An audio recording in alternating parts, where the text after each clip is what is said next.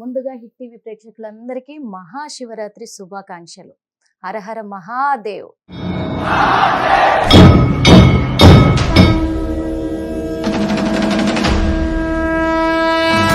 బోనాలకే పులకింతనా శిరసుకే చలువ ఆ చెలువ గంగా నుదుటికే తడుపు ఆ చంద్రవంక.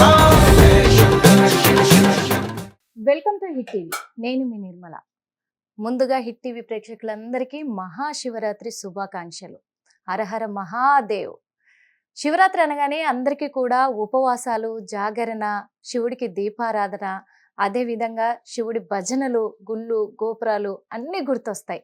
ప్రతి ఒక్కరు కూడా చాలా వరకు ఉపవాసాలు ఉంటూ ఉంటారు. కానీ ఆ ఉపవాస దీక్ష ఎలా తీసుకోవాలి, దీపారాధన ఎలా చేయాలి, జాగరణ ఎలా చేయాలి అనే విషయంలో మాత్రం చాలా మందికి క్లారిటీగా ఉండదు. కాబట్టి మరి ఇప్పుడు మన ముందున్నారు నాగదోష, నాగసిద్ధి ప్రముఖులు వెంకటేశ్వర శర్మ గారు ఉన్నారు. అడిగి తెలుసుకుందాం. నమస్తే గురుగారు. నమస్తే అమ్మా. ముందుగా మహాశివరాత్రి శుభాకాంక్షలు గురుగారు. మీకు కూడా మహాశివరాత్రి శుభాకాంక్షలు. థ్యాంక్ యూ సో మచ్ గురుగారు. గురుగారు, మహాశివరాత్రి సందర్భంగా ఒక మంచి శ్లోకంతో మొదలు పెడదాం. మరి ధ్యానం వందే శంభుమాపతిం సురగృం వందే జగత్కారణం వందే పన్నగభూషణం మృగధరం వందే పశూనాం పతిం వందే సూర్యశశాంగవన్నినయనం వందే ముకుందప్రియం వందే భక్తజనాశ్రయం చ వరదం వందే శివం శంకరం. వాగర్ధాపివ సంపృక్తౌ ఆగర్ధ ప్రతిపత్తయే జగదః పితరౌ వందే పార్వతీ పరమేశ్వరౌ. శ్రీమాత్రే నమః. శ్రీ గురుభ్యో నమః.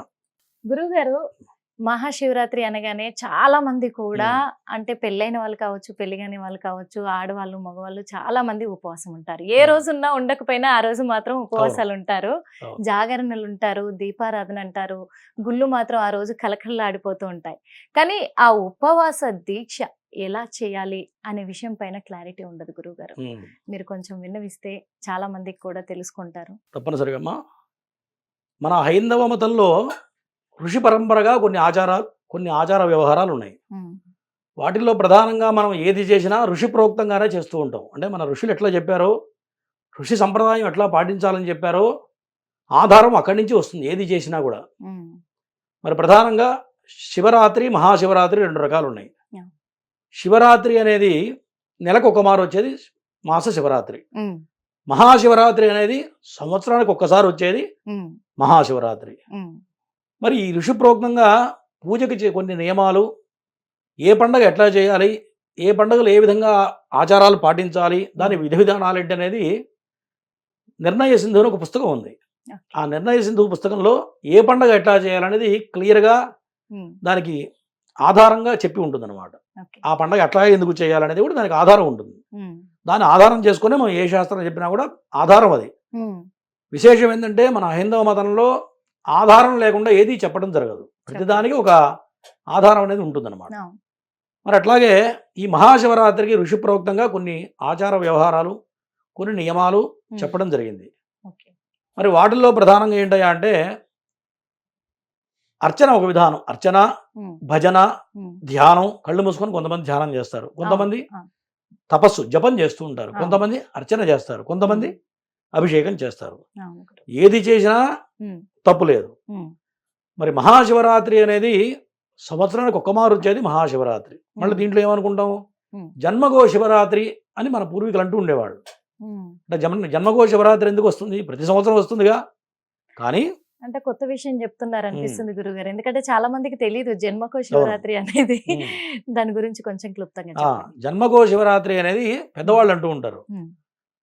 జీవించినంత లోపల ఒక్కసారైనా శివరాత్రి గనక దానికి ఉపోషం, ఒక రాత్రి కాలంలో మనం జాగారం గనక చేసినట్లయితే వాడి జీవితం మారుతుంది అని చెప్పి ఈ శాస్త్రం చెబుతూ ఉంది.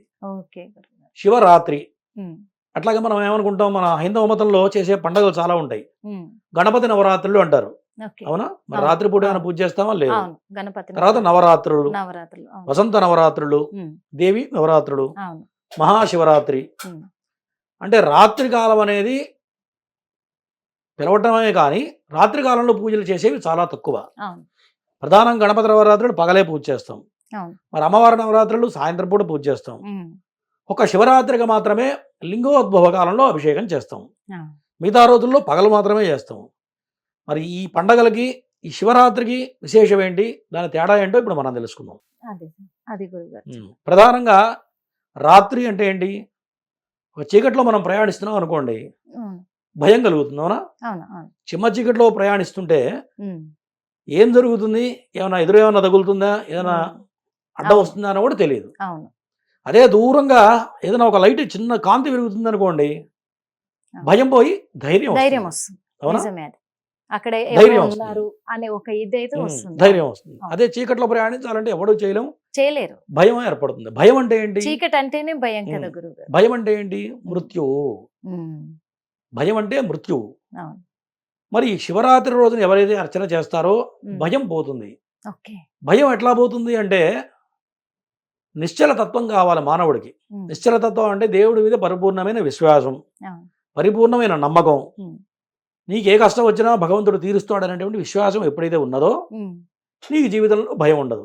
ఉమ్, అదే సమయంలో మనం చేసే ప్రతి పని కూడా సక్రమమైన మార్గంలో ప్రయాణిస్తూ ఉంటామో అప్పుడు కూడా మానవుడికి భయం ఉండదు.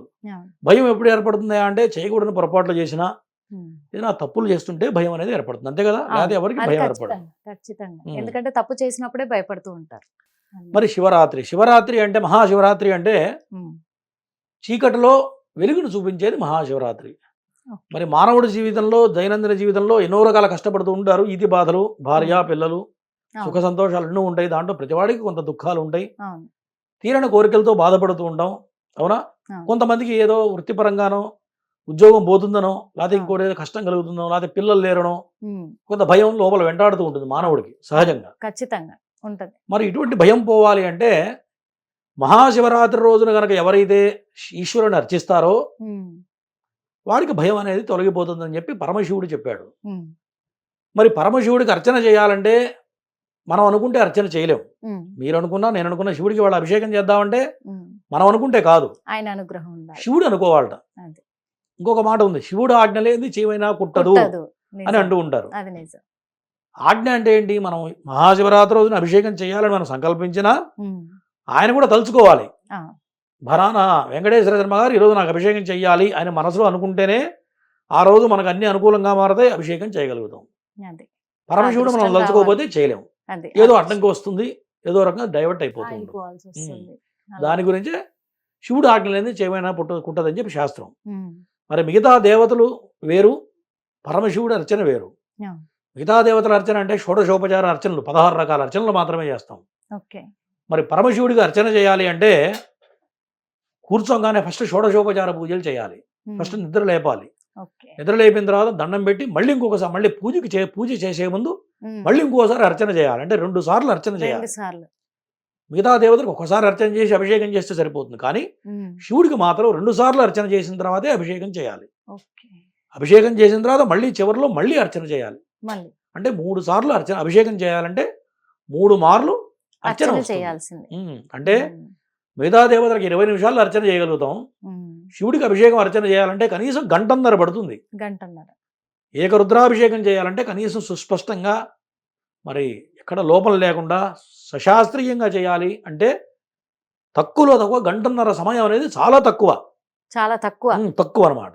ఉమ్, ఏదో లాగించాలంటే లాగించడం వేరు, మినిమం గంటన్నర అయితే పడుతుంది. నాకైతే మినిమం గంటన్నర తక్కువ, ఏ రోజు మాకు అభిషేకం పట్టదు. మినిమం 2 గంటలు పడుతుంది మాకు ఏకరుద్రాభిషేకం అంటే. కానీ ఏ దేవునికైనా గానీ అంత లైట్ గా అంత సమయం తీసుకున్నా పట్టదు. కానీ శివుడు అంటే అందరికి అంతే రేంజ్ లో భక్తి ఉంటది, అంతే అవును. రేంజ్ లో భయం ఉంటది. భయం ఉంటుంది. అంటే మిగతా దేవతల అర్చన విధానం వేరు, ఉమ్, ఈశ్వరార్చన విధానం వేరు. Yeah. అంటే ఋషి ప్రోక్తంగా మన వేదం ఎట్లా చెప్పిందో ఉమ్, అట్లా చేస్తే 2 గంటల సమయం ఏకరుద్రాభిషేకానికి పడుతుంది. ఉమ్. మరి ఇవాళ రేపు జనాలు ఎట్లా ఉన్నారంటే టైం చూసుకుంటారు. గుళ్ళో రాగానే అవును. గురువు గారు ఎంతసేపు పూజ చేస్తారు, ఎంత ఎంతసేపు టైం పడుతుంది అభిషేకం చేస్తారు, నేను గురువుగారు? ఆఫీస్కి పోవాలి ఉమ్, అని ఒక ఆయన ఎంత టైంలో ఒక అయిపోతుంది? ఆయన 10 రూపాయలు చేతిలో పెడతాడు అభిషేకం చేస్తే. మరి ఆ అర్చకుడు 10 రూపాయలకి ఎవడన్నా 2 గంటలు అభిషేకం చేస్తాడా? అవును, ఎవడు చేయట్లేదు. చేయరు. కారణం ఏంటంటే మన దైనందిన జీవితంలో మనం చేస్తున్న పొరపాట్లే. ఉమ్, మన దేవాలయ వ్యవస్థ ఇంకా మారాలి. అవును. ఇటువంటి దేవాలయ వ్యవస్థ తేడా ఉన్నప్పుడే రకరకాల వ్యక్తులు తయారవుతున్నారు. దీంట్లో కొంతమంది శత్రువులు, ఉమ్, కొంతమంది మూఢనమ్మకాలతో ఇట్లా అవును. వీటన్నిటిని తయారు చేస్తున్నారు. కాబట్టి వేదం ఏం చెప్పిందో అది ప్రామాణికంగా మనం చేయాలి. మన పిల్లలు అందరూ ఆచరిస్తేనే అవును. మనం అనుకున్న భయం అనేది పోతుంది. మరి శివరాత్రి రోజున ఉపవాసం అంటే ఏంటి? ఉపవాసం. ఉప అంటే దగ్గరగా, ఈశ్వరుడి దగ్గరలో ఉండటం అనేది ఉపవాసం. మనకి జ్ఞానేంద్రియాలు 5 రకాలు ఉన్నాయి. కళ్ళు దేనికి పనికొస్తాయా అంటే శివుడి నాట్యం చూసినా, శివుడిది ఏదైనా మనం చిత్రం చూసినా, శివుడి విగ్రహం చూస్తే కూడా పరమానందం కలుగుతుంది. అవునా? ఖచ్చితంగా. తర్వాత కలుగుతుంది. బ్రాహ్మణ వేదం చెప్తుంటే అదొక ఆనందం కలుగుతుంది. అవును, చేతులతో అభిషేకం చేస్తే అదొక పరమానందం కలుగుతుంది. ఖచ్చితంగా ఉంటుంది. ఎవరన్నా భజన చేస్తుంటే అదొక ఆనందం కలుగుతుంది. ఇట్లా పరిపిరి విధాలు ఉన్నాయి. ఈ భక్తిలో పలు విధాలు ఉన్నాయి. అవును. ఏది చేసినా తప్పు లేదు. కానీ తప్పనిసరిగా శివరాత్రి రోజున ఉపవాసం ఉండాలి. అంటే ఉదయం నుంచి ముందు రోజు తెల్లవారుజామున బ్రహ్మముహూర్తంలో ప్రారంభం చేయాలి. బ్రహ్మముహూర్తం అంటే కనీసం 2 గంటల నుంచి 3 గంటల లోపల ఉన్న 2:30 లోపటే బ్రహ్మముహూర్తం అంటాం. అంటే తెల్లవారుజామున 2 గంటల నుంచి శివనామస్మరణ చేయాలి. ఎవరు కూడా ఏది పిచ్చి మాటలు కానీ, సినిమాలు చూడటం కానీ, సెల్ ఫోన్ చూడటం కానీ, పోచుకోలు కబుర్లు ఆ అమ్మ ఇట్లా ఉంది, ఈ అమ్మ ఇట్లాంటి విషయాలు మాట్లాడకుండా పంచాక్షరి జపం అంటాం. ప్రణవ పంచాక్షరి జపం అందరికీ తెలిసిందే. అది ఓం నమ శివాయ అనేది ప్రణవ పంచాక్షరి జపం. ఓం నమ శివాయ జపం చేసుకుంటూ భగవంతుడి మీదే, పరమేశ్వరుడి మీదే మనసు భక్తి పెట్టి లగ్నం చేసి పగల మొత్తం ఉపవాసం ఉండి రాత్రి కాలంలో అభిషేకం చేయాలి. గురువుగారు మరి మిగతా దేవతలకు పగలు చేస్తాం, బ్రహ్మముహూర్తంలో చేస్తున్నాం కదా, రాత్రిపూట అభిషేకం ఎందుకు చేయాలి అంటే ఈశ్వరుడు లింగరూపం ధరించిన సమయమే అర్ధరాత్రి సమయం. మన సృష్టిలో 2 మాత్రమే అర్ధరాత్రి పూట జన్మించారు. ఎవరయ్యా అంటే శ్రీకృష్ణ భగవానుడు. శ్రీకృష్ణ భగవానుడు శ్రావణ మాసంలో బహుళ పౌర్ణమి తర్వాత వచ్చిన అష్టమి రోజున జన్మించాడు. ఎప్పుడు జన్మించాడు? అర్ధరాత్రి జన్మించాడు. అంటే రాత్రి సమయంలో జన్మించి మానవుడికి భగవద్గీత బోధించాడు. అవునా? అంటే ఒక భగవద్గీత కనుక చదివినట్లయితే ఎవరైనా సరే ఎవరితో ఎట్లా ప్రవర్తించాలి, ఎవరితో ఎట్లా మాట్లాడాలి, ఏది మంచి ఏది చెడు, ఎవరెట్లాంటి వాడనే తెలియాలి అంటే భగవద్గీత కనుక సాధన చేసినట్లయితే నీకు ఎటువంటి కష్టం వచ్చినా భగవద్గీత చదివితే దాంట్లో మనకు ఆన్సర్ దొరుకుతుంది. ఏ కష్టం వచ్చినా సరే మానవుడు అనేవాడికి. మరి జ్ఞానబోధన చేసిన వాడు భగవద్గీత శ్రీకృష్ణ పరమాత్ముడు ఎప్పుడు చేశాడు? రాత్రి కాలంలో అర్ధరాత్రి పూట చేశాడు ఆయన. మరి దానివల్ల ఎంతో మంది జ్ఞానాన్ని పొందుతున్నాం. అవునా? మరి ఆయన శ్రావణ మాసం అంటే ఉత్తరాయణ పుణ్యకాలంలో, ఆయన దక్షిణాయన పుణ్యకాలంలో ఆయన జన్మించాడు. కరెక్ట్గా 6 మాసాలు. శ్రావణ మాసం నుంచి మాఘమాసం వచ్చేటప్పటికి 6 మాసాల్లో మరలా పరమశివుడు భూమి మీద కాలు పెట్టాడు. శివరాత్రి రోజున ఈయన కూడా అర్ధరాత్రి పూటే భూమి మీద కాలు పెట్టిన సమయం. దాన్ని లింగోద్భవ కాలం అంటారు. తర్వాత లింగోద్భవ కాలం అంటే పరమేశ్వరుడు జ్యోతి స్వరూపంలో ఉంటాడు. దీంట్లో ఒక శ్లోకం ఉంది. ఆపాతాళలభస్థళాంద భువన బ్రహ్మాండమా విస్ఫురత్ జ్యోతిస్ఫాటికలింగమౌళి విలసత్పూర్ణేందువాందామృతై హస్తోకాప్లుతమేకమీశమనిశం రుద్రానువాగాంజమన్ ధ్యాయేదీప్సిత సిద్ధయే ధ్రువపదం విప్రోభిషించేత్ శివం అని ఒక శ్లోకం ఉంది. పరమేశ్వరుడు ఎట్లా లింగరూపం ధరించాడంటే పాతాళం నుంచి ఆకాశం వరకు లింగరూపం ధరించాడట. అంత పెద్ద ఆకారంలో ఆయన భూమి మీద కాలు పెట్టాడట. పాతాళం మన భూమి కన్నా కింద పాతాళ లోకం ఉంది. పాతాళం నుంచి మనకు కనపడుతున్న ఆకాశం వరకు బ్రహ్మాండం మొత్తం అంతా కూడా ఆయన లింగరూపం ధరించాడు. ముల్లోకాలకి కూడా లింగరూపం ధరించాడు. ఆ సమయంలోనే జ్యోతిర్లింగాలు ఆవిర్భవించినాయి. మనం ఎన్ని లింగాలు? 12 రకాల జ్యోతిర్లింగాలు ఉన్నాయి. జ్యోతిర్లింగాలు ఆవిర్భావం అయినాయి. జ్యోతిర్లింగం అని పిలుస్తాం. అంటే జ్యోతి కనపడుతుంది ఆ లింగంలో, మనకి కనపడదు. ఏ లింగంలో మనం జ్యోతి చూసామా? లేదు. అంటే ఎవరైతే జ్యోతిర్లింగ దర్శనం చేస్తారో వారు అనుభవించిన పాపాలు, ఏదైతే రకాల ఇబ్బందులు, ఈతి బాధలు పడుతున్నామో ఆ ఇబ్బందుల నుంచి బయటపడేసేవాడే ఈ జ్యోతిర్లింగ దర్శనం, జ్యోతిర్లింగ స్వరూపం. కాబట్టి లింగ రూపం ధరించిన సమయం మహాశివరాత్రి అర్ధరాత్రి 12 గంటల సమయంలో లింగ రూపం ధరించాడు. మనం ఏం చేయాలి? ఆ సమయంలో కాలు పెట్టిన సమయంలో నిద్రపోకూడదు. ఆయన కోసం ఎదురు చూసి అర్ధరాత్రి లింగోద్భవ కాలంలో అభిషేకం చేయాలి. ఎవడైతే పగల మొత్తం ఉపవాసం ఉండి అర్ధరాత్రి పూట లింగోద్భవ కాలంలో అభిషేకం చేస్తాడో వాడి కర్మ మొత్తం కూడా తొలగిపోతుంది. ఆయన పరిపూర్ణమైన అనుగ్రహం కలిగి వారు అనుభవించిన ఈది బాధల నుంచి బయటపడటానికి పరమశివుడు పరిపూర్ణమైన జ్ఞానాన్ని ప్రబోధిస్తాడు. పరమశివుడు అదే రోజు కూడా మరి పార్వతీ పరమేశ్వరుల కళ్యాణం కూడా అవుతుంది కదా. అంతే కదా. లింగోద్భోగాలు ఆయన ఉద్భవించిన సమయం కాబట్టి మరి తెల్లవారులు మనం జాగరణ చేయాలి కాబట్టి, మరియు అభిషేకం 12 గంటలకు అభిషేకం పూర్తి చేస్తే ఏ 3 అవుతుంది. అవును. 3 గంటలకి కళ్యాణం ప్రారంభం చేసాం అనుకోండి, తెల్లవారుజామున 5 అవుతుంది. ఉమ్, మరి సూర్యుడు వచ్చే ముందు నిద్రపోకూడదు కాబట్టి సూర్యోదయం దర్శనం చేసిన తర్వాత ఉమ్, ఏదైనా కాస్త ఫలహారం చేసుకొని నిద్రపోవచ్చు. ఉమ్. ఈ విధంగా మనం ఆచారం అనేది శివరాత్రికి పాటించవలసిన నియమాలు. నియమాలు. అది ఇప్పుడు చాలా మంది కూడా జాగరణ ఒక రకంగా చేస్తున్నారు గురుగారు. అంటే ఇప్పుడు ఆరోగ్య సమస్యలు ఉన్న వాళ్ళకి దేవుడేమో నాకు ఉపవాసం ఉండండి, మొత్తానికి తినకుండా ఉండి ఉపవాసం చేయాలని దేవుడు చెప్పలేదు. అవును. వాళ్ళు ఓకే, నార్మల్ గా ఉన్న వ్యక్తులు, ఇప్పుడు అన్ని రకాలుగా ఆరోగ్యవంతులైన వ్యక్తులు కూడా నైట్ 12 గంటల వరకే చేస్తే చాలు జాగరణ, అంతకు మించి మేము చెయ్యలేము అని అంటున్నారు. మరి ఆ డే అంతా కూడా ఉపవాసం ఉండి అలా జాగరణ నైట్ 12 గంటల వరకు చేస్తే సరిపోతుందంటారా? అంటే శాస్త్రం ఎట్లా చెప్పిందంటమ్మా, ఉమ్, దేశ కాల మాన పరిస్థితులను బట్టి శాస్త్రం ధర్మం మారుతుంది. ఓకే. ధర్మం వేరు, ధర్మంలో రకాలు ఉన్నాయి. ఉమ్, మనం అనుసరిస్తున్న ఆచారాన్ని బట్టి, మనం ఉన్న ప్రదేశాన్ని బట్టి, ఉమ్, మన ఆరోగ్య పరిస్థితిని బట్టి ధర్మం మారుతుంది. ఓకే. మరి పెద్దవాళ్ళు 60-70 ఏళ్ళు, ముసలి వాళ్ళు ఉంటారు, వాళ్ళకి షుగర్ ఉంటుంది, బీపీ ఉంటుంది. ఉమ్, వాళ్ళు ఏం తినకపోతే పడిపోతే హాస్పిటల్కి పరిగెత్తాలి. అవును. మనం కూడా ప్రశాంతంగా పనిచేయలేం. అటువంటి వాళ్ళు ఉమ్, ఫలాలు తీసుకోవచ్చు, అవును. పండ్ల రసాలు తాగవచ్చు, ఉమ్, అటువంటి వాటితో ఉండవచ్చు. ఉమ్, లేదు అది కూడా తింటే మాకు సరిపోదంటే అంటారు, ఏకభుక్తం అంటారు. ఆ, ఒకటేసారి భుజించాలి. ఒక పూట. ఒకసారి ఇంత తింటావా నీ ఇష్టం. అవును. ఏకభుక్తం చేసి కూడా ఉమ్, ఆచరించవచ్చు. ఎవరు? ఓపిక లేని వాళ్ళు, ఓపిక చేతకాని లేని. వాళ్ళు. అదే. మరి చేత కాదు కదా అని మొత్తం వదిలేయకూడదు. ఉమ్, ఏకభుక్తం చేసి ఆచరించవచ్చు. మరి చిన్నపిల్లలు అలవాటు లేని వాళ్ళు ఉంటారు, ఉమ్, వాళ్ళు ఏదైనా ఫ్రూట్ జ్యూస్ లాంటివి చేసి కూడా ఆచరించవచ్చు. ఉమ్, చేయగలిగిన వాళ్ళు ఉంటారు, ఏమి తినకుండా అలా ఏకభుక్తం అంటే ఒకసారి ఫలరసం తాగి ఉమ్, చేయవచ్చు. ఇంకొకటి ప్రధానం ఏంటంటే, జీవాత్మే పరమాత్మ అని శాస్త్రం చెబుతుంది. ఉమ్, జీవుడే దైవం. ఆ. మన దేహంలోనే జీవుడు ఉన్నాడు. మన నాలిక చూడండి, నాలిక ఎట్లా ఉంటుంది, ఇట్లా మన పానవట్టంలాగా ఉంటుంది. ఆ. అవునా? అవును. పైనుంచి మనకి కొండ నాలిక ఉంటుంది. అవునా? అవును. పైనుంచి ఏం ఊరుతుంది? లాలాజలం ఊరుతుంది. లాలాజలం ఊరుతుంది. ఆ లాలాజలం ఊరకపోతే మనిషి అనేవాడు బ్రతుకుతాడా? అసలు బతకడు కదా. ఆ పైన లాలాజలమే పరమేశ్వరుడు, ఉమ్, కింద నాలుగనే అమ్మవారు. ఆ. అంటే నీలోనే పరమాత్మ ఉన్నాడు. అవును. నువ్వేం తినకుండా చేస్తానంటాడు. నిజంగా ఆ లాలాజలం పరమేశ్వరుడు గనక ఆ లాలాజలం మానవుడికి ప్రసాదించకపోతే నువ్వు బ్రతుకుతావా అసలు? బ్రతకలేదు. నేను ఒక్కటి చెప్తే, నువ్వు నీళ్లు కూడా తాగకుండా చేశాను గురువు గారు అంటాడు. అవును. మరి లాలాజలం నీరు కాదా? శివుడు ఖచ్చితంగా. ప్రసాదించిందే కదా. కాబట్టి ఖచ్చితంగా. అంటారు, అదే అంటారు, అసలు ఉమ్. పచ్చి మంచినీళ్ళు కూడా ముట్టుకోకుండా ఉమ్, నేను అది మనం చేస్తున్నాను తెలియక అని మాట్లాడటమే చెప్పేసి. కానీ ఉమ్, ఖచ్చితంగా ఒకసారి ఏదన్నా తాగాలి. ఉమ్, ఫలరసము, ఉమ్, అది టీ తాగొచ్చు, ఇటువంటివి 1-2 సార్లు తాగి చేయవచ్చు. కానీ ఘన పదార్థాలు ఉడకబెట్టినవి తినకూడదు.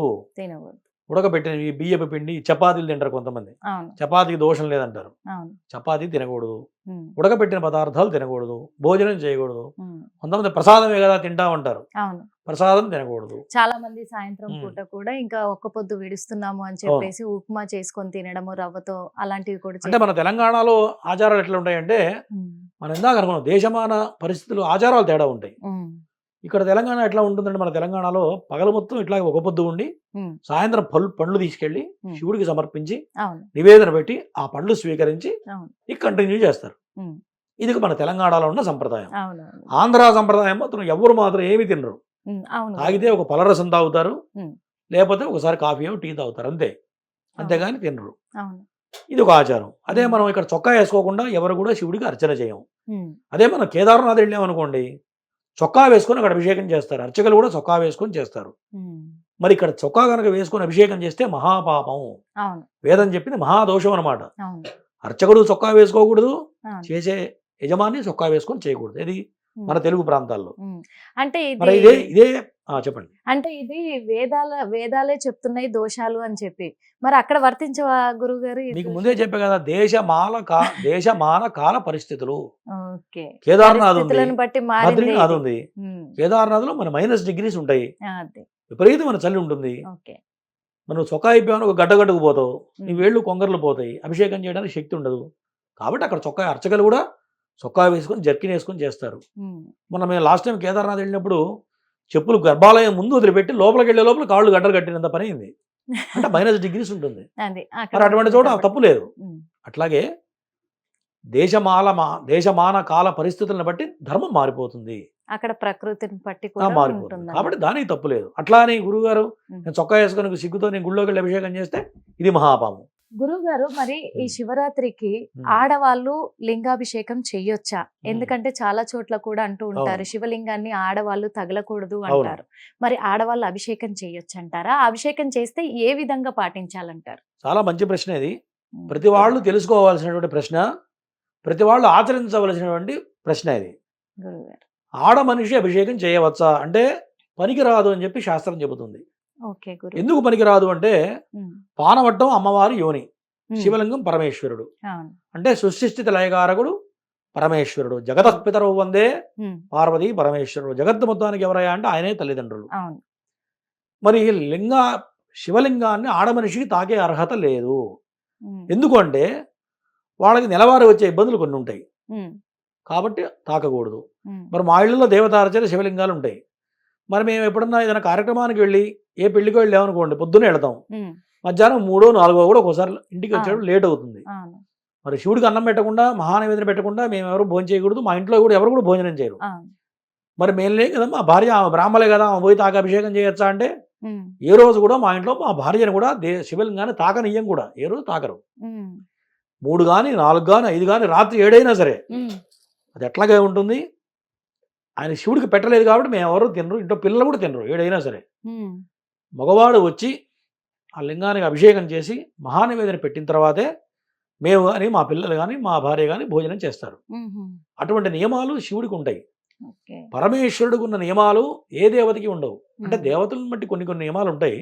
ఉమ్. అంటే ముట్టు అంటూ అనేది కలవకూడదు ప్రధానంగా. ఓకే. కొంతమంది ఇళ్లలో శివలింగం పెట్టుకొని అభిషేకం చేస్తారు. అవును. ఇందాక నేనేం చెప్పా, అభిషేకం చేయాలంటే 2 గంటల సమయం బ్రాహ్మడికి పడుతుంది. అంటే ఉమ్. ఆ వేదం అందరికీ రాదు కాబట్టి. అవును. మరి అట్లానే గురువు గారు ఎవరు అభిషేకం చేయకపోతే మన సనాతన ధర్మం మొత్తం అంతరించిపోతుందని కూడా చెప్తుంది అంటే శాస్త్రం. ఇలాగే చాలా మంది కూడా ఆడవాళ్ళు మరి గుడికి వెళ్ళినప్పుడు శివలింగాన్ని ముట్టుకొని కూడా అభిషేకం చేస్తూ చేస్తున్నారు. చాలా అది మంది మాత్రం చేస్తారు. మహాపాపం. ఉమ్. శివలింగాన్ని ఆడమనిషి కనుక అభిషేకం తాకితేనే చెయ్యక్కర్లా. ఉమ్. ఇట్లా చేయి పట్టుకుని ముట్టుకుంటే కూడా ఉమ్. మహాదోషం వస్తుంది, పుణ్యం అయితే రాదు, ఓకే. మహాపాపం తగులుతుంది. ఉమ్. యజమాని చేయాలి. ఇంట్లో ఉమ్. భర్త ఎవరైతే ఉన్నారో, ఉమ్. మగపిల్లలు ఎవరైతే ఉన్నారో ఉమ్. వాళ్ళు చేస్తే కుటుంబం మొత్తానికి వస్తుంది. ఉమ్. శాస్త్రం ఏం చెబుతుందయా అంటే దీనికి కూడా ప్రామాణికం ఉంది. ఉమ్. పూజ ఎవరు చేయాలి అంటే ఇంట్లో యజమాని చేయాలి. ఉమ్.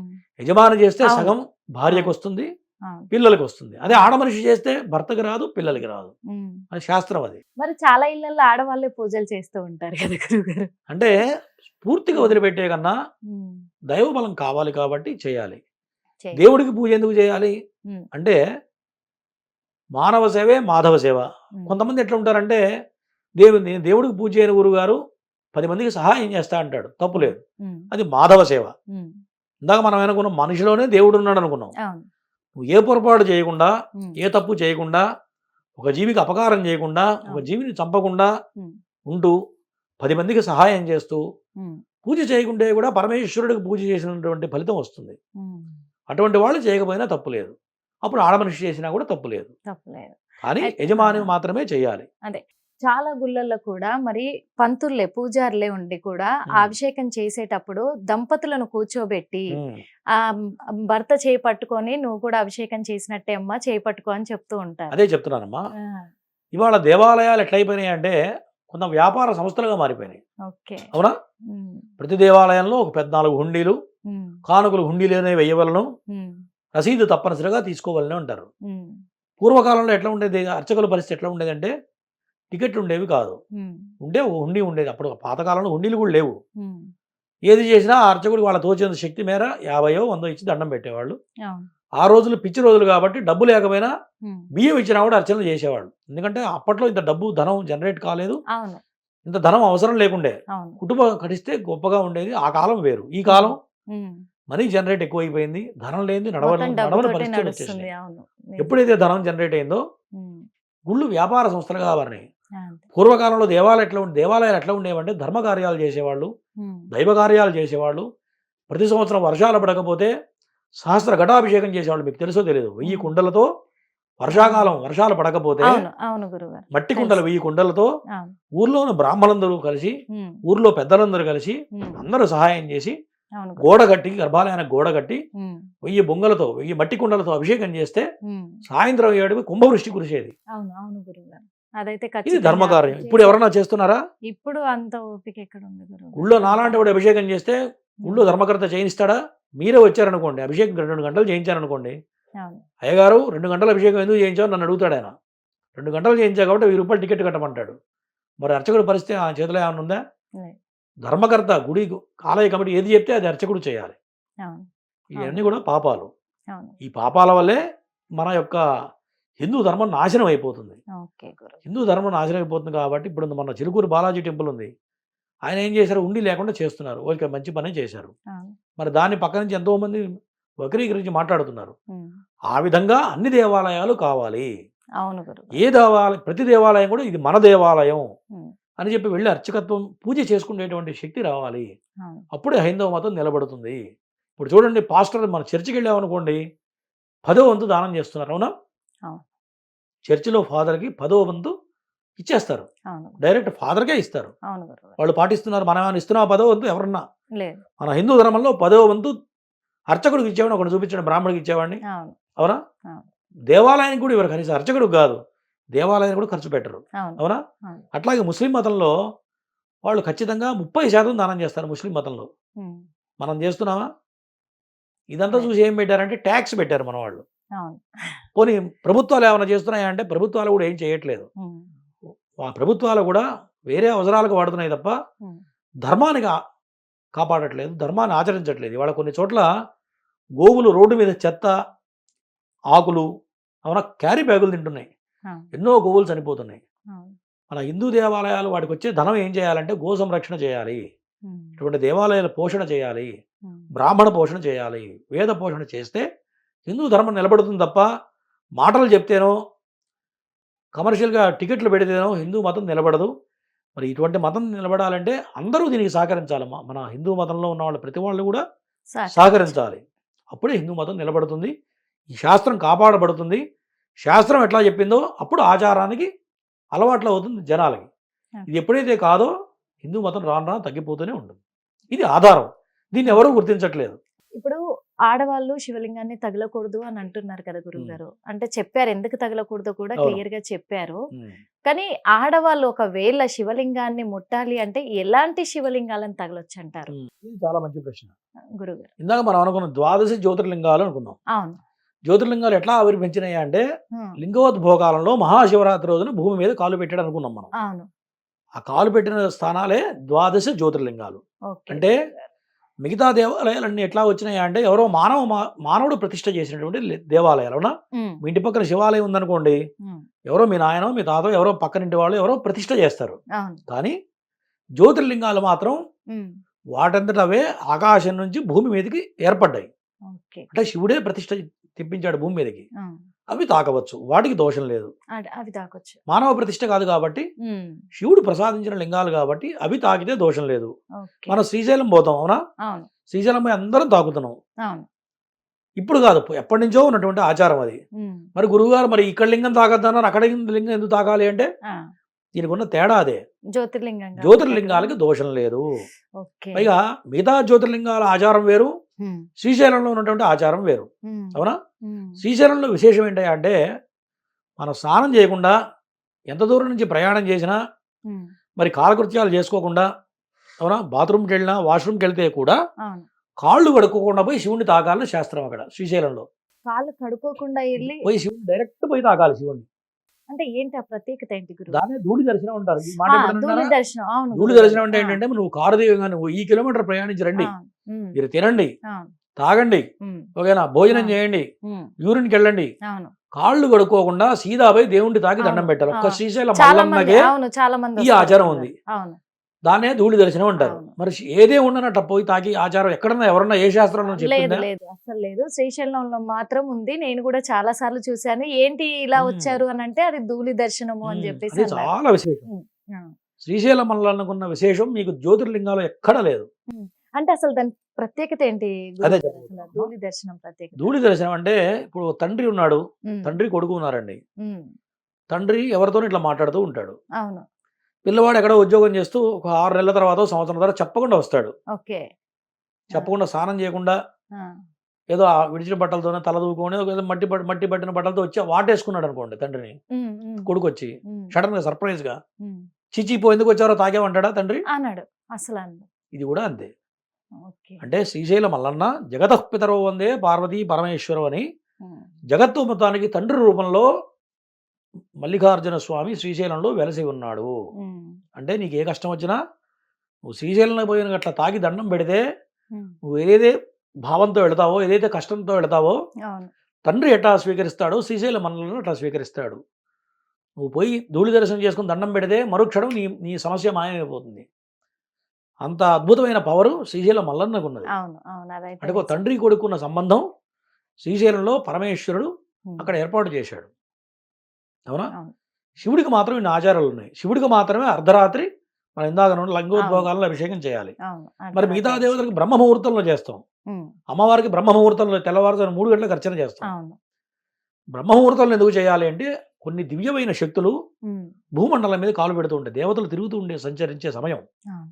బ్రహ్మ ముహూర్తంలో దేవతలు సంచరించే సమయం. ఉమ్, రాత్రికాలం మొత్తం కూడా దేవతలు తిరిగే సమయం. ఉమ్, సూర్యోదయం తర్వాత మానవులు రాక్షసులు తిరిగే సమయం కాబట్టి బ్రహ్మ ముహూర్తంలో చేయడం వల్ల మంచి మంచి ఫలితాలు వస్తాయి.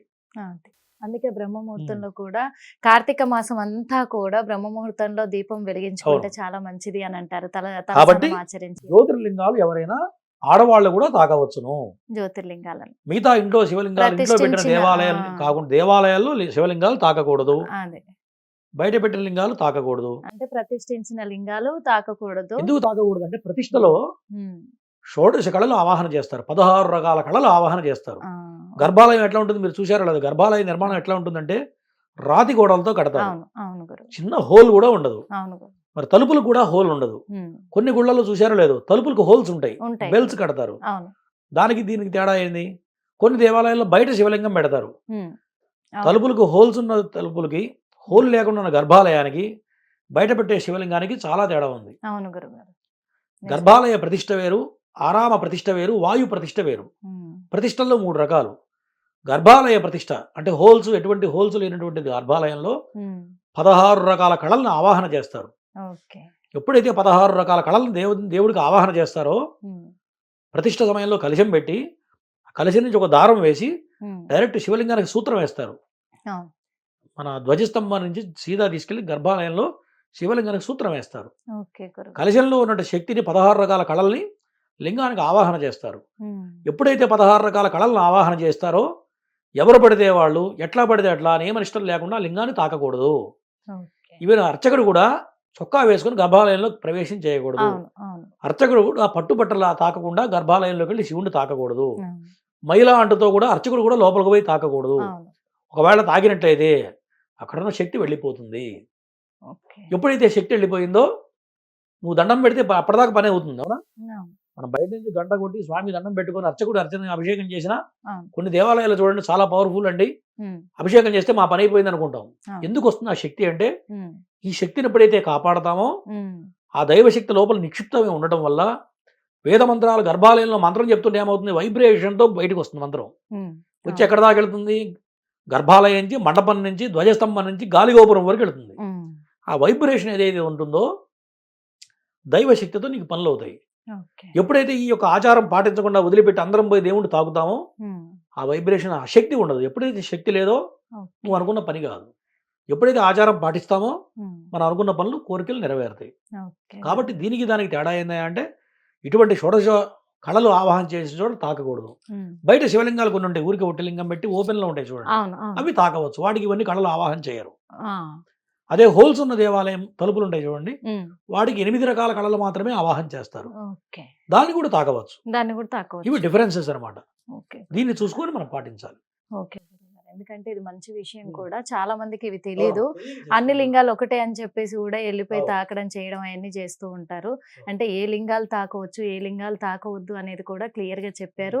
అందుకు ధన్యవాదాలు మనస్ఫూర్తిగా తెలియజేసుకుంటున్నాము. ఇంకొక విషయం ఏంటంటే గురుగారు, శివరాత్రి సందర్భంగా మరి దీపారాధన చాలా అంటే చాలా ముఖ్యమైనది. మహాశివుడికి వెలిగించే దీపారాధన. మరి ఈ దీపారాధనను ఎలా చేయాలి, నియమాలు ఎలా పాటించాలంటారు? ఎప్పుడైనా దీపం పుట్టించాలి అంటే మీరు ఎన్ని ఒత్తులు వేస్తారు? 2. చాలా తప్పది. ఓకే. ఎప్పుడు గురుగారు. దీపారాధన చేసినా 3 ఒత్తులు వేయాలి. 3. 3 వరుసలు వేయాలి. ఓకే. మరి 3 ఒత్తులు కలిపి ఒక రాయిని కూడా వేయకూడదు. ఆ, ఒత్తి సన్నగా ఉందనుకోండి, ఆ, 2 ఒత్తులు కలిపి వేయచ్చు, 3 ఒత్తులు కలిపి వేయచ్చు. కానీ 3 వరుసలు విడివిడిగా వేయాలి. అంటే 3 3 9 వరుసలు 9 కలిపి వేయచ్చు. అట్లే 3 ఇళ్ళు 6 ఒత్తులు వేయొచ్చు, కానీ 3 వరుసలు విడివిడిగా చేయాలి. ఓకే గురుగారు. 3 ఒత్తులు ఎప్పుడైతే చేస్తామో ఉమ్, అది దీపారాధన అవుతుంది. తెలియక చాలా మంది 2 ఒత్తులు వేస్తారు. అవును అవును గురుగారు. పూర్వకాలంలో 2 ఒత్తులు వేసి మధ్యలో కుంభవత్తి వేసేవాడు. అవును. పూర్వం అవును అవును మా తాతగారు అటువంటి వాళ్ళు అవును. చేసేవాళ్ళు. ఉమ్, ఆ కుంభవత్తి ఇప్పుడు ఎవరు వేయడం మానేశారు. అవును. కాబట్టి 3 ఒత్తులు మినిమం చేయాలి. ఉమ్. 2 ఒత్తులు వేస్తే మాత్రం దీపారాధన కాదు. అంటే శివరాత్రి ఎప్పుడైనా మామూలు టైంలో ఎప్పుడు చేసినా నిత్యకృత్యంలో మన ఇంట్లో దీపారాధన చేస్తే కూడా ఆ, 3 వరుసలు వేసి వెలిగిస్తేనే దీపారాధన అవుతుంది. మంత్రం చెప్తాం, ఓకే. సాధ్యం త్రివర్త సంయుక్తం. ఓకే ఆ మంత్రం ఏంటంటే 3 వరుసలు వేసి వెలిగించు శాస్త్రం వేదం చెప్తుంది. ఓకే గురు. ఇందాక మీకు చెప్పా, ఏది చేసినా వేద ప్రామాణికమే. హైందవ మతం ఏంటంటే వేదం క్లియర్గా చెప్పింది ఇట్లాగే చెయ్యాలి ఆ, అని వేదం చెప్పింది. అంటే చాలా మంది ఏమో ఒక ఒత్తేసి వెలిగిస్తూ ఉంటారు. కొంచెం ఉమ్. తెలిసిన వాళ్ళు కొద్దిగా అంటే అట్లా ఒక్క ఒత్తి వెలిగియకూడదు అనుకున్న అవును. వాళ్ళు 2 ఒత్తులు ఒక చోట చేసేసి ఒక ఆ ఒత్తి 2 ఎప్పుడు ఒత్తులతోటి- వేస్తాము అంటే ఉన్న చనిపోయినప్పుడు తల కింద ఆ. దీపం పెడతారు చూడండి. అవును. ఒక ఒత్తి కనుక వెలిగిస్తే ఉమ్. 3 ఉమ్. వరుసలు 3 ఒత్తులు కలిపి ఒకటే ఒత్తి కనుక వేస్తే చనిపోయిన వాడికి దీపం పెట్టినట్టు లెక్క. ఓకే అంటే అది పితృకార్యం. అంటే చావు వేరు, శుభం వేరు. ఓకే. ఇది దైవ కార్యం, ఉమ్, అది పితృకార్యం. ఉమ్, పితృకార్యంలో ఒకటే ఒత్తి వేయాలి, ఒకటే వరుస వేయాలి. అవును. మిగతా దైవ కార్యాలు ఎప్పుడు కూడా 3 వరుసలు వేయాలి. ఉమ్. ఇది వేదం చెప్పింది. ఆ 3 ఒత్తులు కూడా ఒకే చోట అంటే చేయకూడదు. ఒకటే చేస్తే చేసి మళ్ళీ అదే అవుతుంది. మళ్ళీ అదే అవుతుంది. అంతే కదా మరి. అది నిజమే. అది. అంటే ఆ 3 కలిపైనా మనం 6 ఒత్తుల్లాగా కూడా 2 వరుసలు వేయొచ్చు. వేసుకొని చేసుకోవచ్చు అంట. 3 వరుసలు వేయాలని చెప్తున్నా. 3 వరుసలు. ఒత్తి సన్నగా ఉందనుకోండి, మీరు 3 ఒత్తులు కలిపి ఒక వరుస చేసినా తప్పులేదు. కానీ 3 ఉమ్. వరుసలు ఉమ్, విడివిడిగా 3 వరుసలు వెలుగుతూ ఉండాలి దీపం. 3 వరుసలు క్లియర్ వెలుగుతుంటారు. మీరు ఓకే. ఎన్ని ఒత్తులు ఎందుకంటే తప్పు లేదు. ఈ కానీ విషయంలో చాలా కన్ఫ్యూజన్ లో ఉన్నారు జనాలు. అవును. నిజం చెప్పాలంటే ఈ దీపం వెలిగించే విషయంలో అరే చాలా వరకు 90% కూడా 2 ఒత్తుల్నే ఒక ఒత్తిలాగా చేసేసి దీపం వెలిగించేస్తున్నారు. అదే అవును. దీపం అంటున్నారు. అది తెలియక చేస్తున్నారు. ఇది ఓకే. చాలా దోషం. అయితే 3 వరుసల్లో 3 దీపాలు వెలగాలి. మీరు ఎన్ని ఒత్తులు వేసినా పర్లేదు కదా, 3 వరుసలు ఓకే. మాత్రం ఖచ్చితంగా వెలిగించాలి. ఇప్పుడు ఆ దీపం వెలిగించేటప్పుడు గురువు గారు ఏమైనా ఉమ్. నియమాలు పాటించాలంటారా? దీపాన్ని నియమం ఏం లేదమ్మా. ఉమ్, స్నానం చేయడం, ఉమ్, పరిశుద్ధమైన వస్త్రాలు కట్టుకొని ఉమ్, మంత్రం ఉంటుంది, మంత్రం చెప్పడం. ఉమ్, లేదంటే దీపం జ్యోతి పరం బ్రహ్మ, దీపం జ్యోతి పరాయణం, ఉమ్, దీపేన సాధ్యతే సర్వం, దీపదేవి నమోస్తుతే, ఉమ్, ఇటువంటి శ్లోకం చెప్పి కూడా చేసుకోవచ్చు. ఉమ్. ఇప్పుడు అందరూ వేదం చెప్పి అందరికి వేద మంత్రాలు రాకపోవచ్చు. అదే. వేద మంత్రాలు కాకుండా శ్లోకాలు కూడా ఉన్నాయి. ఉమ్. శ్లోకపూర్వకం కూడా ఇటువంటివి చెప్పి చేసుకోవచ్చు. అంటే ఇవాళ రేపు సాయంత్రం ఇంటర్నెట్ లో పూట- వస్తున్నాయి. ప్రతిదీ కూడా మీరు అదే. ఏది కావాలన్నా ఉమ్, మనం యూట్యూబ్ లో సెర్చ్ చేస్తే వస్తూనే ఉన్నాయి. కాబట్టి వస్తూనే ఉన్నాయి. అందరికి అందుబాటులో ఉంది. అదే శివరాత్రి రోజు సాయంత్రం పూట మాత్రం మరి ఉపవాసాలు వదులుతూ ఉంటారు చాలా మంది. అప్పుడు దీపారాధన చేయాలి, ఉమ్. చేసుకొని వదలాలి అంటారు. ఇప్పుడు ఆ, విశేషమైన రోజుల్లో త్రికాలంలో అర్చన చేయాలి. ఓకే. శివుడికి 4 కాలాలు అర్చన చేయాలి.